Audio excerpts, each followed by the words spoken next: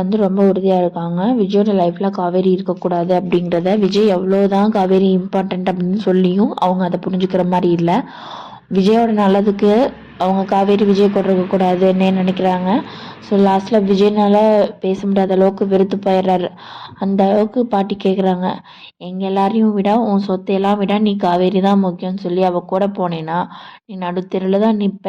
உனக்கு இங்கே எல்லாரை விட இந்த சொத்தை விட காவேரி தான் உனக்கு முக்கியமாக போயிட்டாலான்னு கேட்குறாங்க. விஜய் இருந்துட்டு ரொம்பவுமே வெக்ஸ் ஆகிட்டு, நான் வந்து எவ்வளோ தான் சொன்னாலும் பாட்டி புரிஞ்சுக்கிற மாதிரி இல்லை, எனக்கு காவேரி தான் முக்கியம், இவங்க காவேரியை ஏற்றுக்க மாட்டாங்கன்னு எனக்கு நல்லாவே தெரிஞ்சிடுச்சு, காவேரி இல்லாமல் என்னால் இருக்க முடியாது அப்படின்ட்டு சொல்லிட்டு விஜய் கிளம்புறாரு.